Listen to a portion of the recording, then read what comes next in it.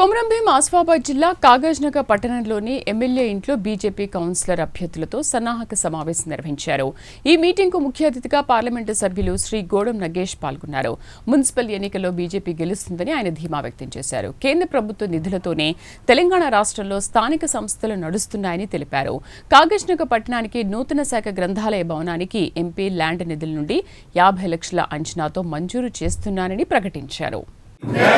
बोलो भारत माता की जय, वंदे मातरम, वंदे मातरम, जय बीजेपी, जय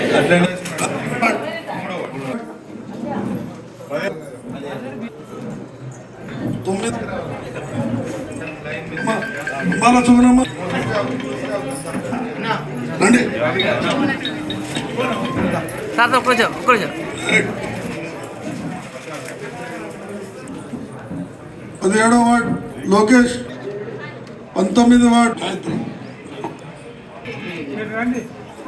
పరిచయ కార్యక్రమంలో స్థానిక శాసనసభ్యులు సోదరులు పాయలవారి హరీష్ బాబు గారు, జిల్లా పార్టీ అధ్యక్షులు ధోని గారు, శ్రీశైలం గారు, కొత్తపల్లి శ్రీనివాస్ గారు, వేదిక ఉన్నటువంటి మిత్రులందరికీ మరొకసారి నమస్కారం. ఇతర పార్టీల కంటే ముందుగానే ఈరోజు అభ్యర్థుల ప్రకటన ఆల్మోస్ట్ మేము చేసుకోవడం జరిగింది. ఇదొక సంకేతం. ఎందుకంటే భారతీయ జనతా పార్టీకి కాగజ్నగర్ మున్సిపాలిటీ ప్రజలందరూ కూడా భారతీయ జనతా పార్టీకి పట్టం కట్టాలని చెప్పేసి సిద్ధంగా ఉన్నారు.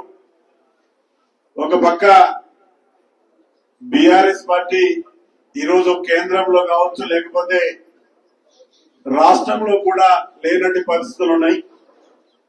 కాంగ్రెస్ పార్టీ ఉన్న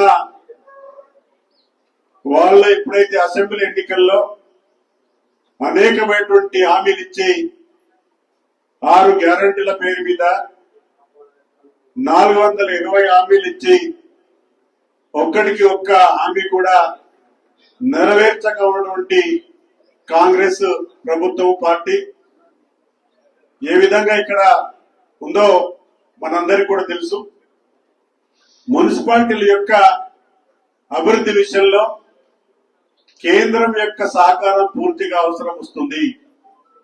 భారతీయ జనతా పార్టీ మోడీ గారి నాయకత్వం ఉన్నటువంటి ప్రభుత్వము అన్ని మున్సిపాలిటీలకి అమృత్ స్కీమ్ లా కావచ్చు, లేకపోతే అర్బన్ డెవలప్మెంట్ మౌలికమైనటువంటి వసతుల నిధి కావచ్చు, లేక అర్బన్ ఛాలెంజ్ ఫండ్ నిధుల ద్వారా మున్సిపాలిటీకి సంబంధించినటువంటి మురుగు కాలువ నిర్మాణం, సీసీ రోడ్లు కావచ్చు, పచ్చదన కార్యక్రమాలు చేసుకోవచ్చు, లేదా శుద్ధ జలాలు ఇచ్చే కార్యక్రమాలు కావచ్చు, డ్రైనేజ్ సిస్టమ్ ని బాగు చేసుకోవడం కావచ్చు, ఇవన్నీ కూడా కేంద్ర ప్రభుత్వం నుంచి నేరుగా మున్సిపాలిటీకి వచ్చే నిధులు. ఇప్పటికే ఎందుకంటే దాదాపుగా 19 కోట్లు ఇక్కడ రావడం జరిగింది.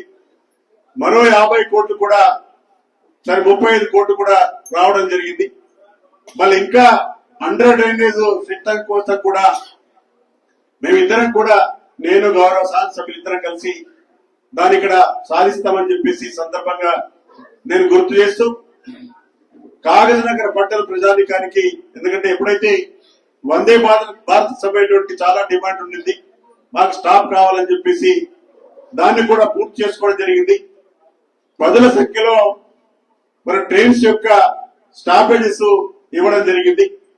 సమగ్రమైనటువంటి అభివృద్ధిని ఇక్కడ కాగజ్నగర్ మున్సిపాలిటీలో మంచినీటి ఇవ్వడం కావచ్చు, లేకపోతే అన్ని రకాలుగా భారతీయ జనతా పార్టీ ప్రభుత్వం కేంద్రం నుంచి నిధులు తీసుకొచ్చేసి అన్ని రకాలుగా మున్సిపాలిటీని బాగు చేసుకుంటాం, మాకు అవకాశం ఇవ్వని చెప్పేసి భారతీయ జనతా పార్టీకి ఒక అవకాశం ఇవ్వని చెప్పేసి ఈ సందర్భంగా కాగజ్నగర్ మున్సిపాలిటీ ఓటరు మహేశ్వరులందరికీ సవినీయంగా నేను మనవి చేస్తా ఉన్నాను. ధన్యవాదాలు.